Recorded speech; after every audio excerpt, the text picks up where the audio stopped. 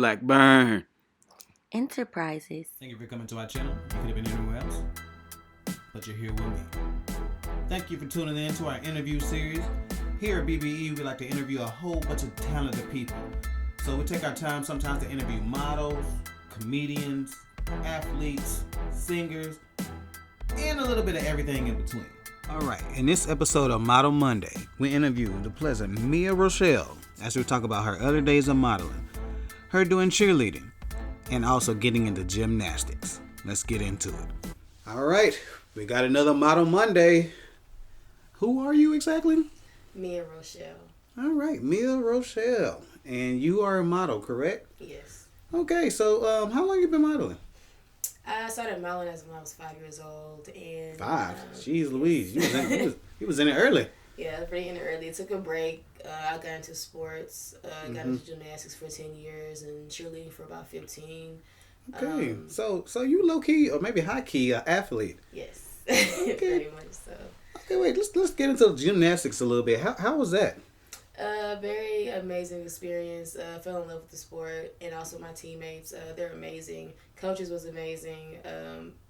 Basically grew a big family, you know. Learn about sportsmanship and doing things by yourself. Very individual sport. You competing by yourself. If you mess up, that's on you. You can't let anybody but yourself. You know, I've been there before to where I was doing floor and I completely forgot my whole floor routine. I knew the beginning, and then after I tumbled across the floor, I was like, "Oh crap!" So all right, there we go. So what did you do? You didn't freestyle them? I ended up remembering it and then got it out the way. Okay, Thank God, I didn't embarrass myself too much, but I just played it off like I didn't know what I was doing. Thought you were just going to freestyle out there. I wish did like a little breakdance move or something, a Matrix. All right. So as being a gymnast, did you have like any favorite gymnasts growing up? Like Dominique Dawes. My mom Dominique Dawes. Hey, Dominique Dawes was Simone Biles before Simone. Yes, indeed she was. I loved her floor exercise routine. Like she would kill that every time. Very powerful, you know. And with it being a African American female, it's even more powerful. Right. You show how magical we are in different ways. Not only just gymnastics, but outside of sports and beauty, everything. You know, it's always some magic in there.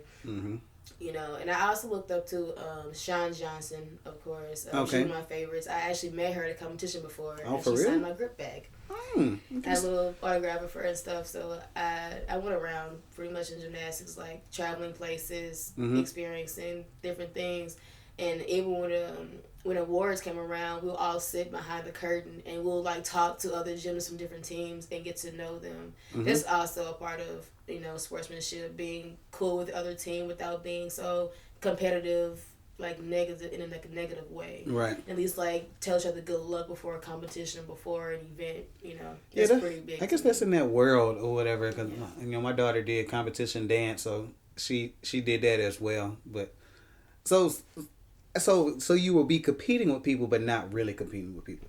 We will compete with different. It depends on divisions.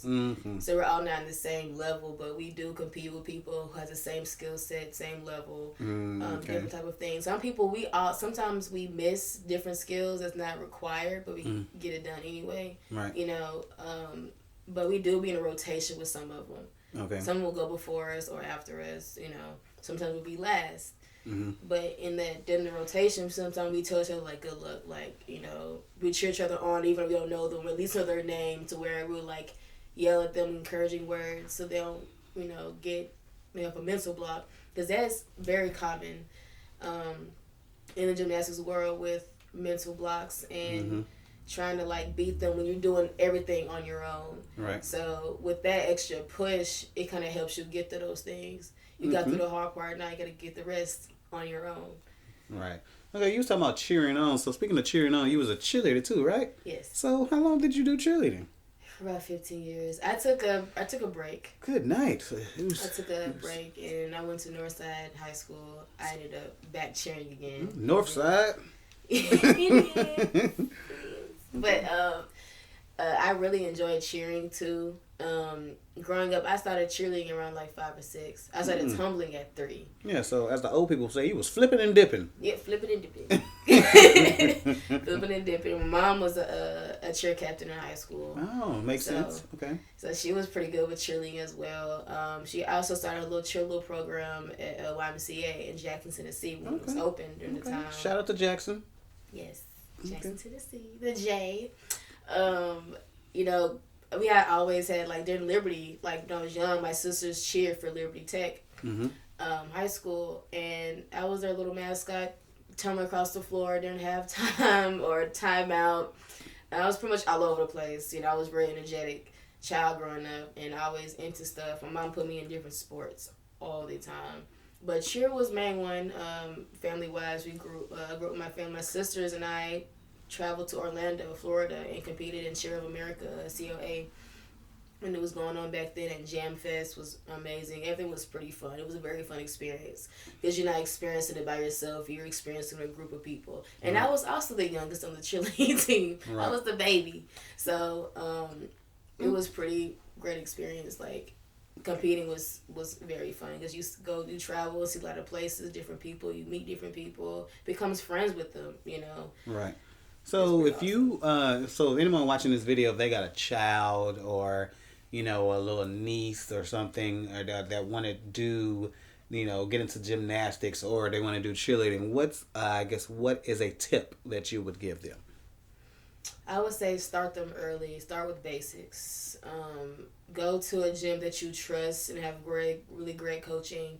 I coach myself. I also do privates for kids. You know, when I was back at home in Jackson, Tennessee, I go and help kids know how to tumble, cheer, anything.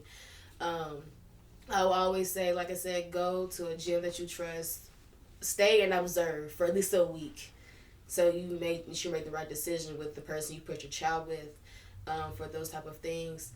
Because nowadays, a lot of people claim they're good coaches, but they're not good coaches. You know, they don't make sure their child is 100% mentally there when they do skills or just, you know, as a whole, good. Make sure they eat healthy before they come to practice. It's very a big thing. I learned my lesson.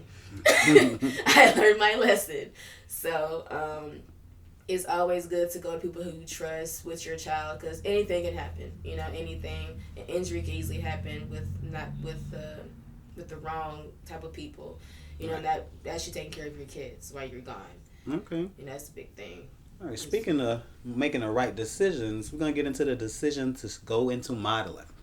All right. Make sure y'all stay tuned for part 2 of her interview as we get more into her modeling, what different photographers she would like to work with, and her embracing her own beauty. All right. Y'all stay tuned.